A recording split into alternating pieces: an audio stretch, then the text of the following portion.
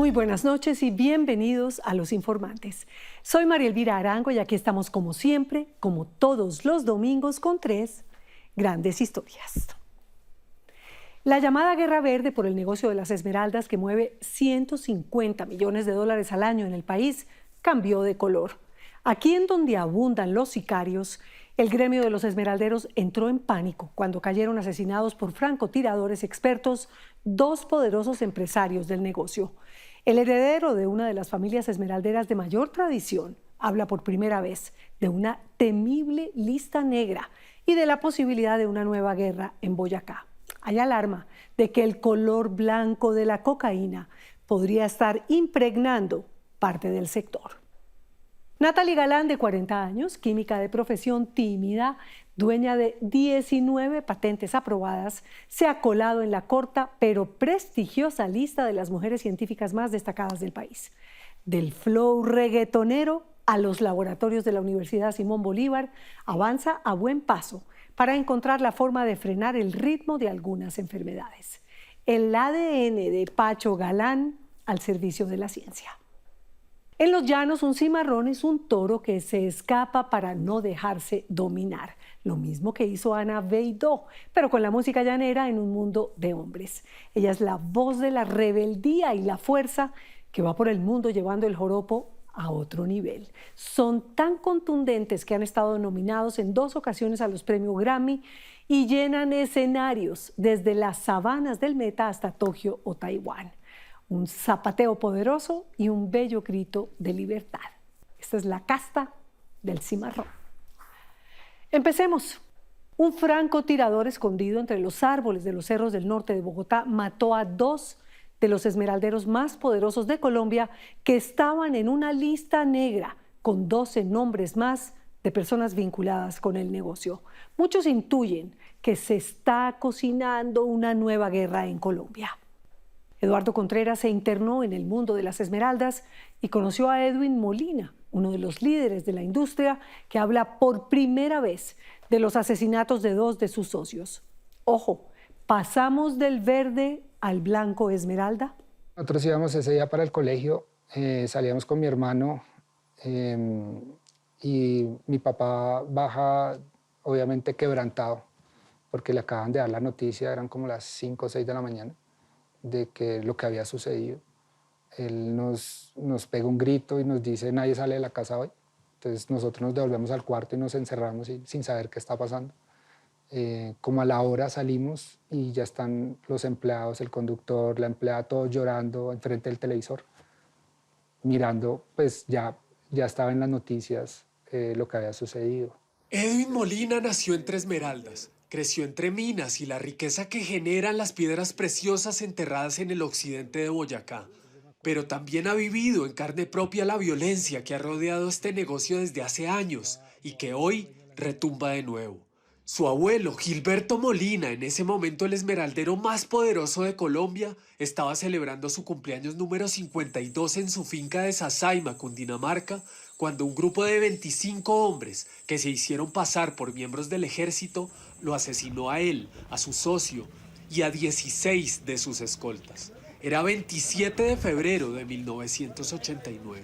Eso fue en febrero, no volví a clase y el mismo colegio entendió las razones y nos permitió terminar el colegio a distancia en ese momento. Yo no volví a ver a mis papás casi durante un año. Viajamos con los tíos, estuvimos fuera del país casi un año, porque pues uno a esa edad no entendía qué era lo que estaba pasando. Claro, ¿cuántos años tenía usted? 9 años. Gilberto Molina fue asesinado por orden de Gonzalo Rodríguez Gacha, el capo del cartel de Medellín, en el momento más álgido de la Guerra Verde que arreciaba en el país a fines de los 80. Él me llevaba a las minas, yo compartía con él mi cumpleaños, las navidades. En ese momento pues no entendía. Obviamente cuando fui a la funeraria, ver todos esos ataúdes, ver la manera como había muerto, pues eso de una u otra manera impacta.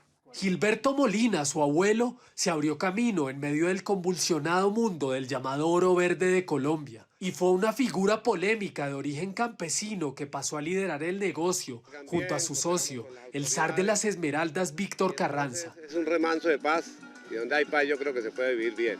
Dueños de la mina más importante del país en ese momento, los Molina y los Carranza se afianzaron como las familias más importantes del negocio en Colombia. Tener una esmeralda en tu mano para el guaquero, para el empresario, es poder tener en un momento visualización de todo tu futuro. Entonces tú en ese momento no sabes si la esmeralda te va a dar para esta Navidad o para 10 Navidades, porque puede valer 1.000.000 de pesos o puede valer 100. De pronto para un guaquero, para un empresario, son diferentes cifras, pero esa esperanza es la misma, de que te va a mejorar tu situación en un momento. Estas son muestras, así es como vienen las esmeraldas incrustadas en las vetas. Molina hace parte de una nueva generación que cambió muchas cosas en este negocio. Estudió administración de empresas en Estados Unidos. Tiene una maestría y dirige a Precol, la Asociación de Productores de Esmeraldas de Colombia. Entonces digamos que eso lleva un trabajo de selección, de calidades. Luego del asesinato de su abuelo y de que Gacha fue dado de baja, se firmó un pacto de paz en la región en 1990 con la Iglesia y Víctor Carranza a la cabeza, que cesó la violencia en la región. Pero hoy, con nuevos protagonistas y asesinatos selectivos contra líderes del gremio, muchos se preguntan si la Guerra Verde podría volver a empezar.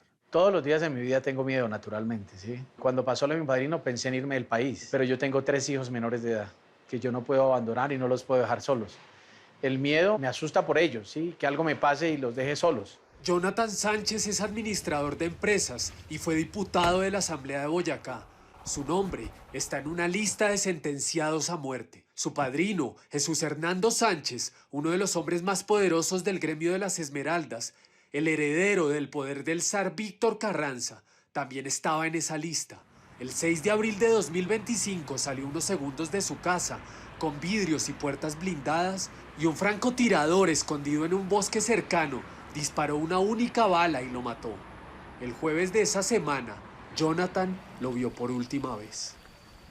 Tuvimos un desayuno largo de 1h30, lo sentí tan tranquilo, ¿sabe? Y pasó algo curioso y es que yo le dije, padrino, ¿va a salir aquí por la puerta principal? Me dijo, no, por la del parqueadero. Y subió la reja, le dije, padrino, pero no hay seguridad. Dijo, no pasa nada, hija, tranquilo.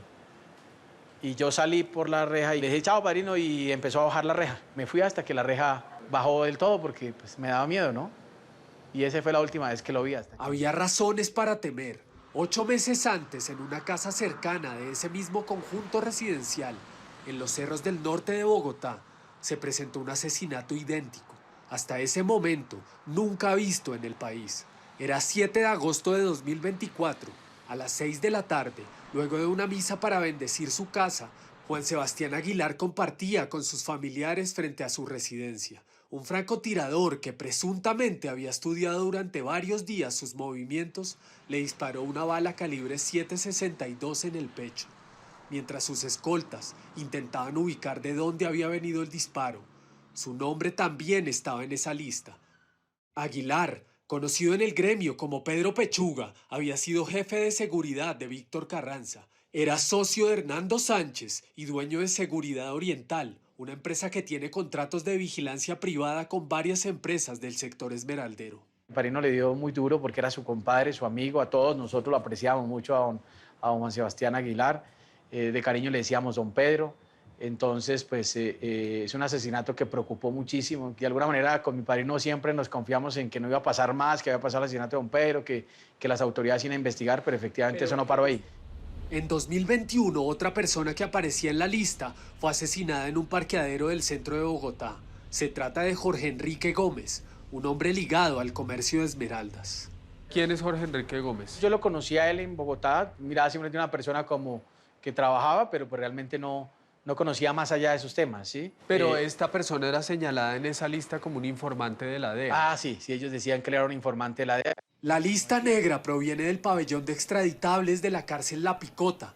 Fue revelada por el periódico El Tiempo en 2022. En ella, un testigo de la Fiscalía señala 12 nombres de personas vinculadas al negocio de las esmeraldas, sentenciadas a muerte por una presunta alianza entre el Clan del Golfo y un grupo de esmeralderos condenados por narcotráfico, que estaban presos allí. Aquí tiene 2 caminos, o darle valor a la lista o no darle valor a la lista. Nosotros con mi padrino nunca le dimos valor a la lista, pero hoy, después del asesinato de él, yo le doy valor a la lista. Esta es la mina donde todo el occidente peleaba para poder participar. ¿En qué La año? guerra entre 1980 a 1990 que se firmó el Pacto de Paz. Para entender el contexto es preciso mirar al pasado. Hernando Sánchez sobrevivió milagrosamente a un atentado en 2012, cuando un sicario le disparó 11 veces en un almacén de ropa en la zona rosa de Bogotá. Estuvo 2 meses en coma, perdió un ojo y un riñón. El autor intelectual de ese atentado fue un poderoso esmeraldero y narcotraficante llamado Horacio Triana, condenado a 10 años por ese intento de homicidio y extraditado a los Estados Unidos por enviar coca a ese país. El testigo de la fiscalía lo señala a él como el presunto cerebro detrás de la lista. Entregaría una mina de esmeraldas a cambio de los crímenes. Ellos nos culpan por su extradición a los Estados Unidos. Ellos dicen que por haber ayudado a traer la inversión extranjera al occidente de Boyacá a los americanos llegan, investigan y los vinculan a narcotráfico y que por culpa de los americanos los extraditan a los Estados Unidos. Horacio Triana está preso en Estados Unidos. Hablé con su hijo Eduard Triana, quien fue alcalde de Maripí y actualmente es representante a la Cámara por Boyacá, sobre esa presunta lista negra y sobre los asesinatos en el gremio. La supuesta lista, eso es más un tema de tergiversar la información, coger investigaciones y tal vez como tratar de vincular personas que no tienen nada y absolutamente nada que ver con las situaciones que están pasando, porque vienen con, como decimos en nuestra región, vienen con una cola atrás de unas problemáticas y si quieren vincular y hacer ver y generar responsabilidades en personas que no tienen absolutamente nada que ver y que están en otra situación. Su papá lo condenaron a 10 años por el intento de asesinato de Jesús Hernando Sánchez, uno de los muertos por el francotirador. Yo creo que eso estaba más vinculado a unas situaciones que venían ya como de atrás, que venían ligadas a don Víctor Carranza, que venían ligadas como a esa situación. Y por esas situaciones han acontecido varias cosas. Pero la pregunta que tú me haces de mi padre es, él ya cumplió con la justicia, él ya subsanó pendientes con la justicia, tanto aquí en Colombia como obviamente en Estados Unidos lo está haciendo. Pues llegó a ser mi padrino de matrimonio, yo me casé en la curia arzobispal de la ciudad de Tunja. En 2012, luego del atentado contra Hernando Sánchez, el gobernador de Boyacá de ese momento quería renovar el acuerdo de paz firmado en el 90. Jonathan Sánchez fue el encargado de esa tarea. Poco tiempo después, la familia Molina y Carranza vendió parte de sus títulos a una multinacional minera para inyectar capital y explotar a gran escala una de las minas más importantes del país. Mientras esmeralderos como Horacio Triana y Pedro Rincón, conocido como Pedro Orejas, entre otros, fueron extraditados por narcotráfico. En la actualidad no es una guerra verde. O sea, yo digo la tercera guerra verde ya se acabó. Ahora hay una guerra blanca. Blanca por cuenta del negocio de la cocaína. Petrit Vaquero es historiador y politólogo de la Universidad de los Andes. Escribió un libro sobre las guerras esmeralderas en Colombia y dedicó varios años a investigar el tema. No se trata de estigmatizar a un gremio y yo en eso quiero hacer énfasis porque hay mucha gente honesta que trabaja, además que busca limpiar el nombre de una actividad y de una región y de unas personas que han buscado el trabajo honesto. Sin embargo, desde tal vez el comienzo del narcotráfico duro en Colombia, siempre ha habido personas ligadas al negocio de las esmeraldas involucradas y que han sido verdaderos capos del narcotráfico. Y es que no es gratuito que tantos nombres hayan resultado extraditados. La esmeralda colombiana tiene el reconocimiento del mundo como tener la mejor calidad. ¿Ha habido un interés de meter en este negocio plata del narcotráfico? Pues digamos que durante las épocas difíciles de minería de esmeraldas, pues la verdad nosotros en ese momento pedimos prestado, empeñamos, conseguimos inversionistas. Habían otros sectores que sí le abrieron las puertas al narcotráfico y durante esa época empezaron los cultivos en el occidente, se empezaron a encontrar laboratorios y ya de mano del Estado pues logramos erradicar ese tema. Entonces para nosotros esa etapa que hoy tiene, digamos, privados de la libertad a líderes importantes de la región como Horacio Triana, Pedro Rincón, Omar Rincón, Gilberto Rincón. Yo creo que ese es un capítulo que ya pasó en torno a lo que fue la presencia del narcotráfico en la región. Es una camioneta particular porque la Unidad Nacional de Protección, desde el mes de octubre del año pasado, es decir, hace más o menos 7 meses, me quitó el vehículo de seguridad. Jonathan Sánchez se mueve con cautela. Tiene una escolta de la Unidad Nacional de Protección, pero sabe que ningún esquema de seguridad pudo proteger a su padrino de matrimonio y amigo Jesús Hernando Sánchez. Aunque las autoridades no han dado a conocer avances en la investigación de los asesinatos presuntamente relacionados con la lista, ni con otras líneas de investigación que se sigan en el caso, Jonathan no tiene duda de dónde podrían provenir las balas. ¿Quién tiene la logística administrativa para hacer una operación de utilizar, de contratar, de mover un francotirador y de efectuar un asesinato en plena ciudad de Bogotá, cerca al cantón norte del ejército colombiano, de nuestro país? ¿Quién puede estar detrás de eso? En esto está el Clan del Golfo, naturalmente. El occidente de Boyacá no es objeto del plan macabro que tiene el Clan del Golfo de tomarse el país y desestabilizar el país. Esta organización criminal tiene 3 rentas: el narcotráfico, la extorsión y la minería. Jesús Hernando Sánchez y Juan Sebastián Aguilar eran socios de la familia Molina y Carranza en una de las minas más importantes del país, Esmeraldas de Santa Rosa. Hay 2 asesinatos de una forma muy atípica, porque no son asesinatos sicariales, sino con un francotirador. Quiero que me hable de ese momento y cómo se lo toman ustedes. Obviamente después de que sucede tanto el atentado como el asesinato de Pedro, pues manifestamos nuestra preocupación, pero siempre la respuesta fue la misma, que no tenían problemas, que ellos no sabían qué estaba pasando. Pero la forma como sucedió no les generó más, digamos, temor. Pues digamos que había mucha preocupación, por eso digamos que muchas de las reuniones que nosotros hemos podido organizar y gestionar en región ha sido para que la región se dé cuenta de que esto no es un tema de región, para que las personas, los inversionistas tengan la tranquilidad que esto no es un tema de esmeraldas. Hoy tienen claro que esto no está relacionado con el negocio de las esmeraldas. Obviamente estoy esperando que haya una posición oficial. Nosotros hemos colaborado cuando nos han llamado, pero pues tampoco nos han dicho, nos han manifestado qué indicios o qué temas hay. Nosotros digamos que no tenemos amenazas puntuales, o sea, amenazas en contra directas. Hernando Sánchez, el segundo asesinado por el francotirador, era un hombre polémico. Hace 20 años fue relacionado como presunto testaferro de un narcotraficante llamado Julio Lozano Pirateque en la compra de un porcentaje accionario de la mina Cunas de Boyacá. Hace 20 años salieron publicaciones en los medios que hablaban de esta relación, lo cual pues siempre fuimos, digamos, Hernando siempre nos aclaró e hicimos todos los procesos en qué era que tenía injerencia sobre el tema de las acciones de Hernando, pero pues todo fue resuelto. ¿Y él qué decía al respecto? No, que eran de él, que era de su familia. Los señalamientos de ese presunto testaferrato nunca han sido esclarecidos por la justicia. Lozano Pirateque le está matando los esmeralderos porque se quiere quedar con las esmeraldas. Y por alguna razón cree que el presidente es su enemigo. El presidente Gustavo Petro dijo en un consejo de ministros que Lozano Pirateque está matando a los esmeralderos porque quiere quedarse con las esmeraldas.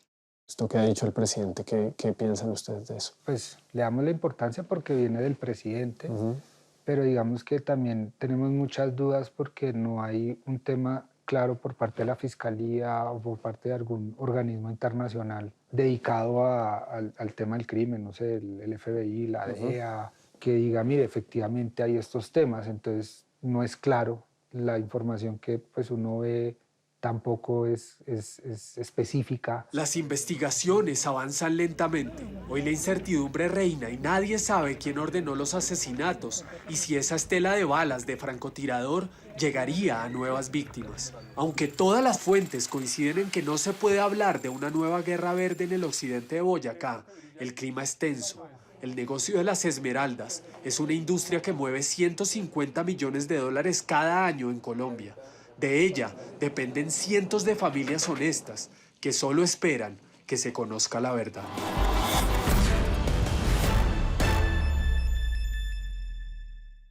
Ni verde ni blanco, ya la cosa es color de hormiga.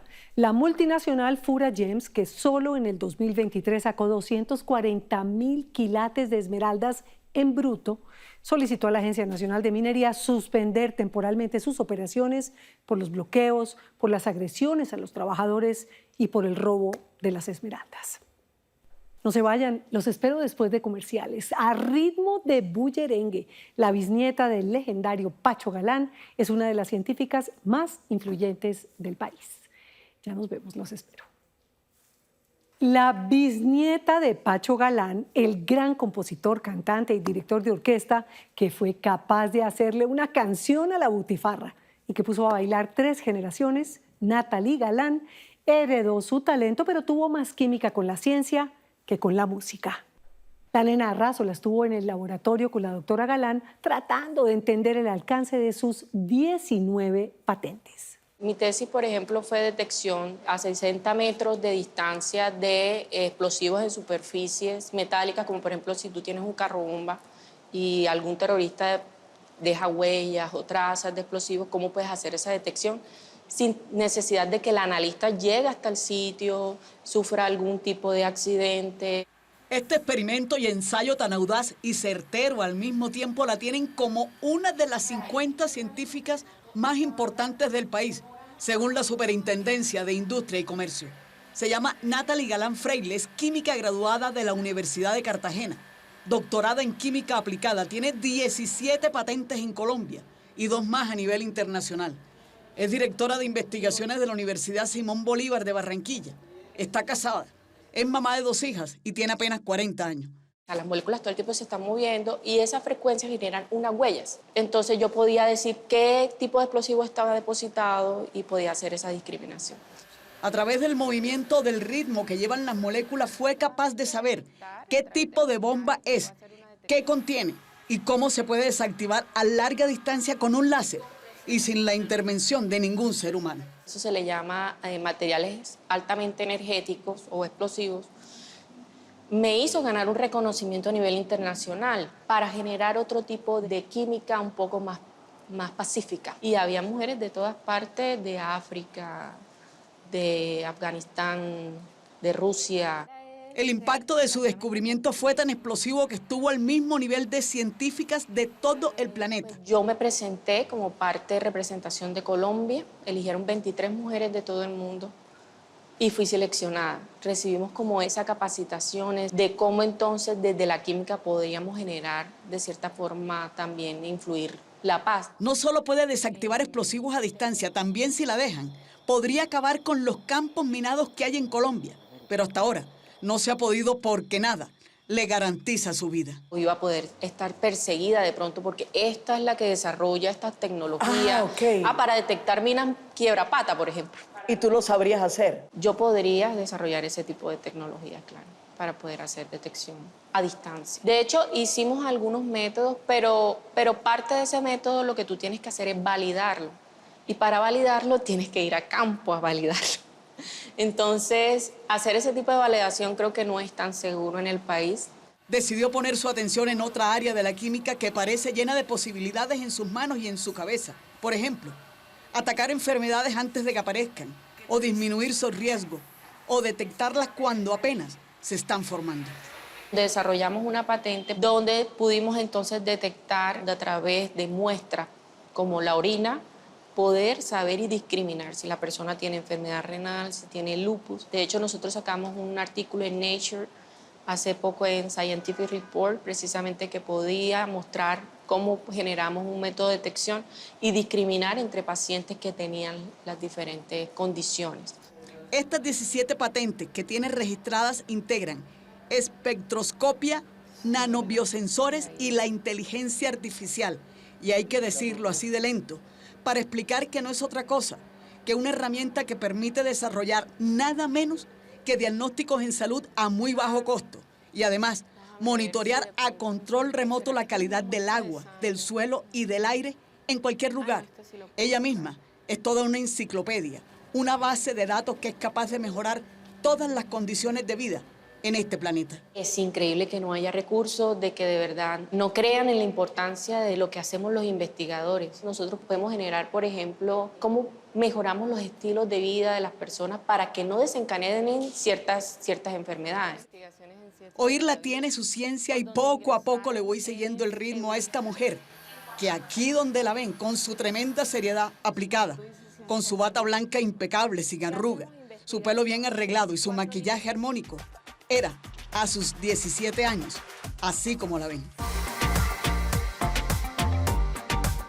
Sí, así no lo crean, son la misma persona, la rapera urbana y reggaetonera barrial. Y esta, la doctora imperturbable, de silencios profundos en su laboratorio. Estaba chiquita y sus padres salieron de Soledad para vivir en Cartagena, a 1 hora de distancia, donde la champeta, que solo se da ya, la fue arropando. Y ella se dejó y le gustó dejarse llevar por esa algarabía de instrumentos acompasados para producir esto. En Barranquilla, por ejemplo, uno escucha más como merengue, más salsa. Cuando llego a Cartagena, comienzo a escuchar champeta, comienzo a escuchar una música que en ese momento se llamaba raga, ni siquiera era reggaetón todavía, era como raga, y mucho rap en español, que era completamente nuevo, que en ese momento era Vico Sí, la persona más top. Y yo creo que fue de las épocas más divertidas de mi vida, porque entonces era como crear nuestra propia letra, nuestra propia música, con un pequeño computador de casa normalito, un micrófono de esos de que uno se comunicaba normalito, no era nada del otro mundo. Junto a su amiga Joana Chartuni, que era estudiante de Derecho, iba improvisando. A veces no lograba la melodía, el tono no les daba, hasta que el éxito, después de tanto ensayo y error, les llegó. Y hay que decir que hasta cierto punto ella sabía que le iba a ir bien. Es que es la bisnieta de Pacho Galán, el que se inventó el merecumbé, un ritmo inédito, y escribió letras de canciones que siguen sonando hoy, como si las hubieran inventado el año pasado. Pregunta por Pacho Galán, que es un amigo de verdad, la butifarra, de Pacho la música. Galán, la butifarra, de Pacho la música. Galán. Por eso a nadie en la familia ni a ella misma les parecía un arrebato, una idea estrafalaria salida de la nada que se dedicara a la música. Todo lo contrario, seguía la ruta de su ADN, ese mismo que años después estudiaría en un laboratorio para llegar al origen mismo de tantas dolencias que hay. Pusimos a cantar y a sonar, ha quedado una canción muy de Las Doncellas que comenzó a sonar. Así se bautizaron, Las Doncellas, un par de adolescentes bonitas y de buena voz, pero que tuvieron que vestirse con ropa masculina para no desentonar en esa onda musical reservada, hasta hace algunos años, solo para hombres. Fuimos las primeras mujeres que cantamos a dúo, así que puede que sea algo todavía único e innovador.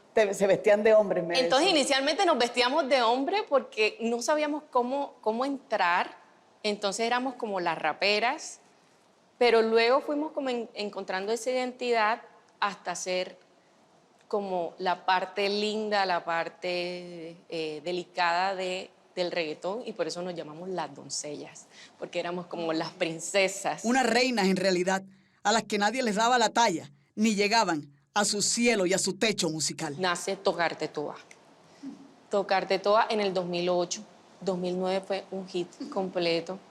Pues yo no lo creía, porque es que mucha gente tampoco creía que éramos de Cartagena. Nosotros viajábamos a Chile, viajamos mucho. En algunos shows tuvimos que salir corriendo, huyendo, porque la gente atrás a querer tocarte, a querer recibir una foto contigo.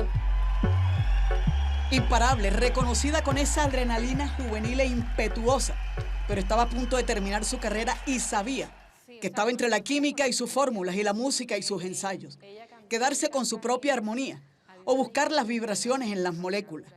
Era un cambio brusco de pasar de partituras a ensayos con láser, cambiar la tarima, el escenario por cuartos congelados donde se cultivan insectos para desactivar enfermedades.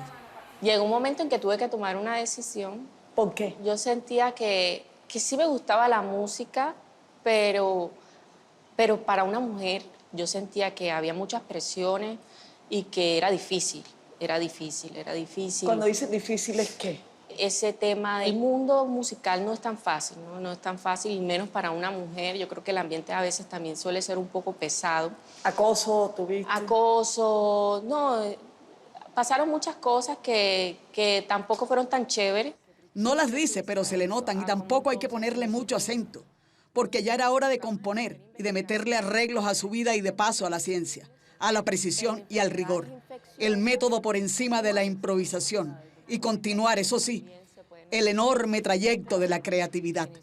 La música y la ciencia tienen hilos conductores y un hilo conductor definitivamente es la creatividad. Y la creatividad es algo que te permite también comenzar a mezclar cosas y a tratar cosas para generar compuestos nuevos. Mi bisabuelo combinó la cumbia con el merengue y creó el merecumbé. Aquí creamos nanopartículas con muestras biológicas para poder hacer detección de biomoléculas. Maravilloso. Suena fácil. De repente nos hace creer que todos podemos crear micropartículas. Pero no, doctora, eso solo mentes como la tuya lo pueden hacer así de bien. Si fuera por ella, seguiríamos en este espacio lleno de blancos, de pipetas miniaturas, de máquinas centrífugas, de tubitos de muestra de todos los colores, y que uno los ve así como si nada. Y resulta que pueden cambiar, alterar el rumbo mismo de la humanidad. Este equipito que está aquí se llama Raman, es un láser. Entonces, el rayito láser choca sobre la superficie y ¿qué pasa cuando la luz golpea con un material, con las moléculas? Rebota de diferentes formas. Entender es difícil, pero oírla es fácil. Imagínate que si no tuviera la nanopartícula me sale una señal como si fuera una línea. Pero cuando yo coloco la nanopartícula y arriba de la nanopartícula le pongo mi molécula de interés que yo quiero analizar, ¡pam! Eso me incrementa las señales. Aparecen estas curvas, estos picos que le dan la clave para prevenir enfermedades y saber cómo descubrirlas en todo su espectro. Y yo con eso ya puedo discriminar y decir, oh, mira, aparece una señal aquí súper fuerte. Cuando tú tienes un daño renal, segregas mucho. Entonces esa proteína genera unos patrones moleculares que tú con eso puedes saber. Pacientes que no tienen ninguna afectación. Es como seguir una partitura, hacer una composición donde una pieza, en este caso una partícula o una molécula, la van guiando hasta lograr esto, un diagnóstico certero. Ah, pero de aquí a aquí tengo, por ejemplo, las vibraciones moleculares de los aminoácidos.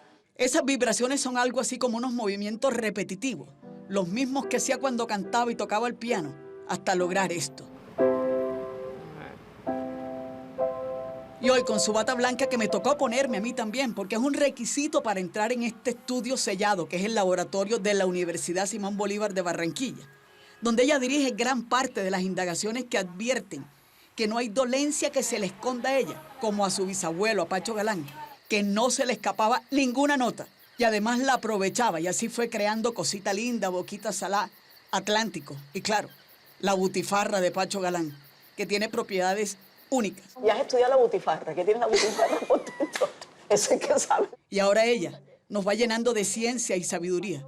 Puede que no al ritmo del merecumbé que se inventó Galán, pero sí de ciencia y ganas de mejorar este pedazo de planeta, porque lo que es claro es que ella tiene química con la humanidad.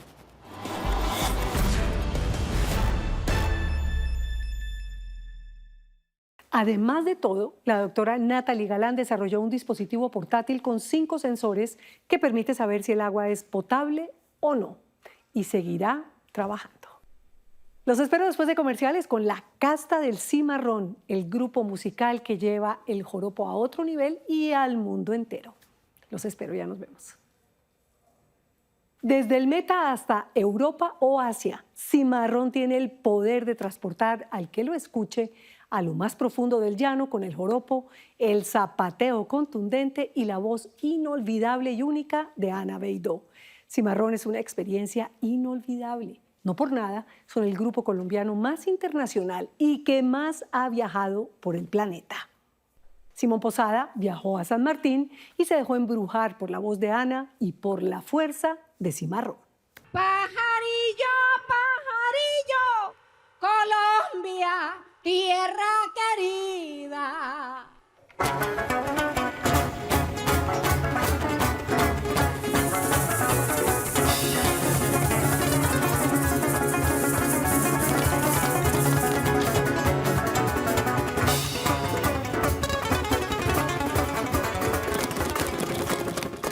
Este zapateo furioso como pólvora y estos cantos a pulmón vivo son tan fuertes que han viajado a la velocidad del sonido desde las llanuras del Meta hasta las calles de Tokio. ¡Arigato! Cimarrón es uno de los grupos musicales colombianos que más vueltas le han dado al mundo. Unas 20.000 personas escucharon por primera vez Colombia aquí en Japón. Y no es con reggaetón, es con joropo, puro ritmo llanero y sobre todo mucha rebeldía. Hemos tocado en 48 países y hemos repetido. Hicimos una gira muy grande que la llamamos la gira mundial del joropo, donde empezamos por Europa, estuvimos desde Noruega, bajamos, luego Estados Unidos y terminamos con Japón. Nosotros estuvimos en un festival en Suiza, en Paleo, y esa noche uno de los invitados era Elton John. Bueno, una vez en Marruecos, en Mahuacín, Cimarrón abrió el festival y lo cerró Shakira. Bueno, también han estado en lugares donde han grabado personajes legendarios de la música. Vamos a tocar en el escenario de hace 2 días. Tocaron los Rolling Stones. ¿Ustedes saben dónde están parados? Y yo le dije, ¿dónde? Dijo, está la sala más importante que tiene la BBC de Londres. Aquí ha tocado los Beatles, por aquí ha pasado Coldplay. En esta sala, dijo, aquí donde ustedes están parados. Adele, dijo, es la primera vez que traemos música latina. Pero esperen un momento, que no he presentado a esta mujer. Ella se llama Ana Beidó y junto a Carlos Cuco Rojas fundaron Cimarrón hace 25 años. Con Carlos estábamos en un momento muy especial porque habíamos lanzado el álbum Orinoco. Habíamos hecho esa gira por el Líbano, por China, por India, por el este y oeste de Estados Unidos y estábamos preparándonos para una gira para el Reino Unido en diciembre y él, pues, infortunadamente, pues, se enfermó y Carlos falleció el 10 de enero del 2020. Fue un momento muy duro porque Ana no solo perdió a su pareja sentimental, sino también a su socio artístico. El hecho que yo también muestre mi poder y muestre mi grandeza y muestre lo que puedo hacer, no es por en detrimento de la imagen de Carlos, ni eso, sino es al contrario. Era más un colegaje. Claro, y algo estábamos ahí para crecer. Para darse cuerda el uno al otro. Claro. Carlos fue uno de los arpistas más legendarios de los Llanos Orientales y uno de los músicos escogidos para acompañar a García Márquez en la entrega del Premio Nobel de Literatura en Estocolmo. El arpa que usan en Cimarrón, por ejemplo, fue diseñada por él. Para eso, trabajó con luthieres de arpas celtas en Reino Unido para llegar al sonido especial de Cimarrón. Una vez en una gira, un arpa se les partió al llegar a Noruega y un modelo olvidado que había hecho Carlos apareció en la bodega de un teatro.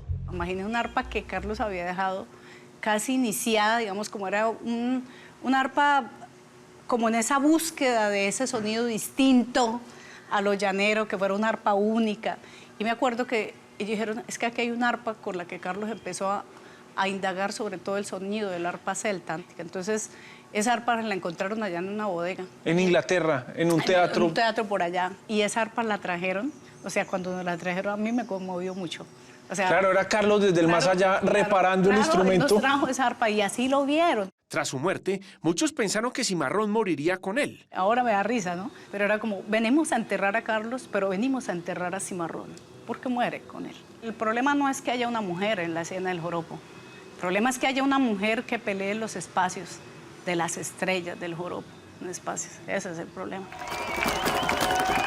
Y ante la incredulidad de algunos, Ana ya lleva 5 años sola, domando a este toro salvaje que es este proyecto. Yo soy llanera auténtica de verdad.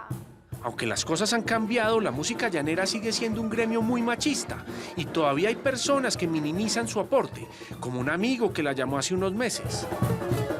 Dijo, pero tranquila, ahí se ve la mano de Carlos. Yo le dije, sí, anoche vino y me dio las instrucciones y hoy ya me levanté a cumplirlas. O sea, esa es la visión que tiene la gente. O sea, la gente no acepta de que llevo 5 años sin Carlos, pero que yo también, porque pues eso no lo hace a él menos.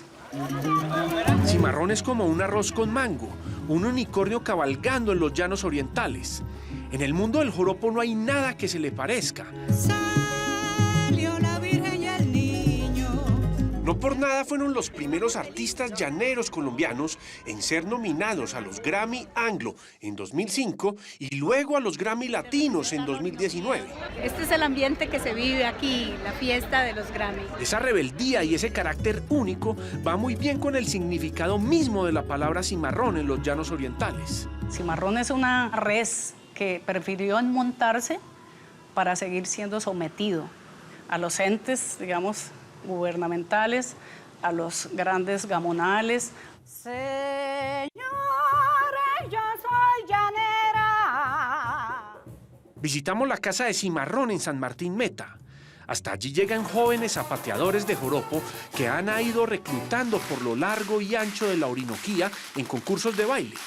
Muchos han tenido que viajar hasta 3 horas para llegar aquí. Por ejemplo, en ese momento hay un chico que tocaba labores del campo, pero abandonó y dijo, no quiero apostarle a lo de cimarrón, pero sí, él estaba trabajando en el campo. Allí estuvimos en un ensayo del grupo, antes de una gira de conciertos que van a dar en Taiwán a finales de este año.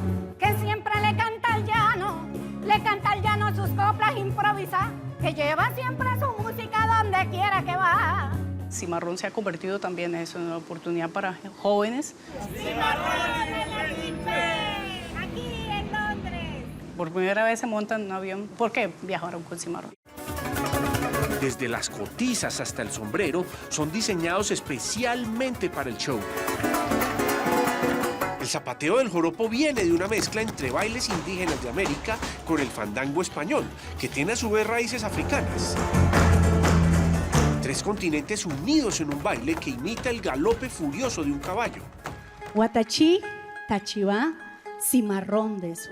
En Taiwán, Ana cantará en mandarín una canción popular para sorprender al público.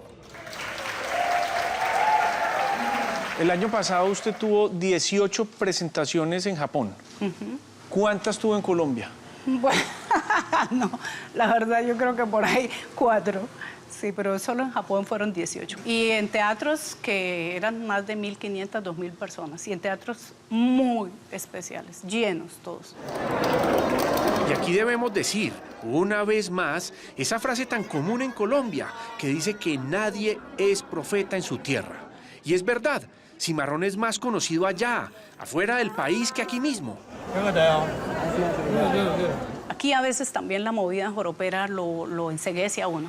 Es muy fácil acá, usted llenarse de dinero con la plata pues, que destinan al joropo. Es sentido hacer canciones que calen, que hablen de lo que quieren escuchar, tener la pinta, digamos, que se necesita para eso. Es un camino. Yo quise el otro. El otro es más, un poco más duro, es más azaroso, ¿no? Desde que era una niña, Ana era una rebelde. Aunque Cimarrón hoy es un referente de la música llanera, ella nació muy lejos de allí, en Otanche, Boyacá, y eso le ha traído uno que otro problema. Yo estaba cantando y entonces un criollo me abordó y me dijo, hola, ¿y usted qué pasa de Casanares? Yo le dije, no, yo soy boyacense.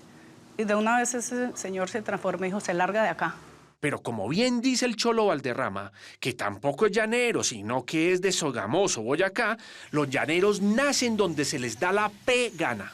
Y Ana, desde muy pequeña, a pesar de la distancia, tuvo una relación muy estrecha con la música llanera. Yo escuchaba música llanera a través de las emisoras. Su familia era numerosa, 7 mujeres y 3 hombres, que a pesar de ser minoría eran los que mandaban. Estar siempre rodeada de hombres en mi casa, a mí desde siempre me generó una inconformidad, ¿no? Porque nosotras no tenemos como los mismos derechos o nos trata de la misma manera, ¿no? Ana estudió canto y música y luego entró al Departamento de Historia en la Universidad Nacional de Colombia y allí terminó de darle bases sólidas a su rebeldía.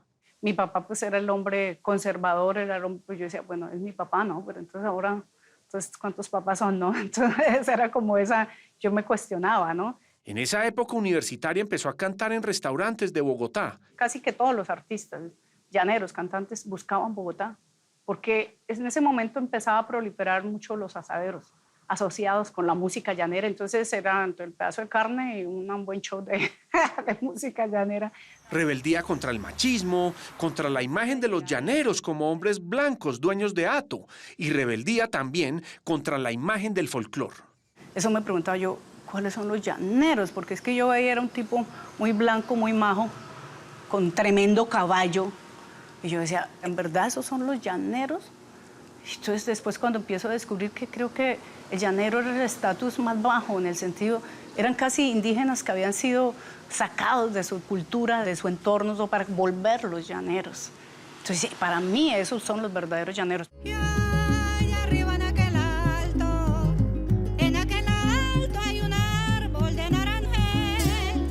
Por eso, Cimarrón es muy diferente a la música llanera que se escucha hoy en día en Colombia y Venezuela. No hay historias de amor ni de cantina, no hay alabanzas al llano y a la valentía de sus hombres a caballo. Cimarrón, en cambio, habla de los negros y esclavos del llano, de un lugar inhóspito, donde hay sequía y muerte. Estas aguas están muy turbias y no se pueden beber.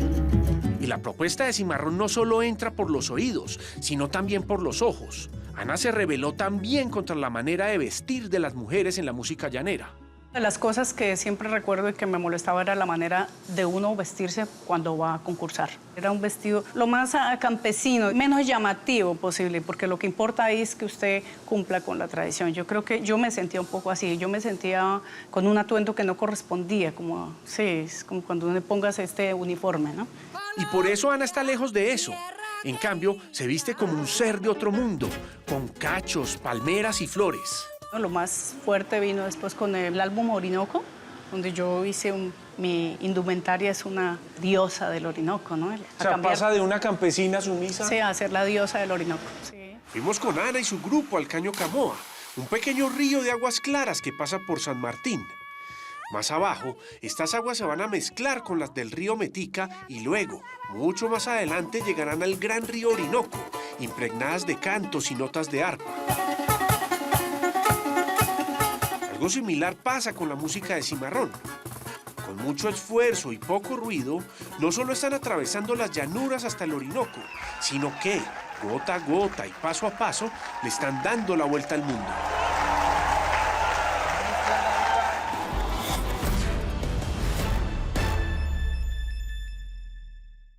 Justamente en este momento, Ana Beidó y 17 integrantes más de Cimarrón están aterrizando en Taiwán. Más de 13.000 personas escucharán por primera vez en sus vidas el zapateo y el arpa mágica de los llanos orientales colombianos. Mucha suerte para ellos.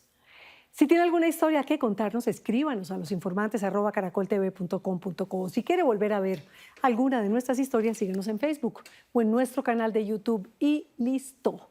Esperen séptimo día, cada vez más conductores reciben fotomultas por vehículos que no son los suyos. Afectados por el gemeleo de placas, enfrentan cobros millonarios y trámites eternos para demostrar su inocencia. No se lo pierda. Nosotros nos vemos como siempre, los espero el próximo domingo con otras 3 grandes historias. Buenas noches, que descansen.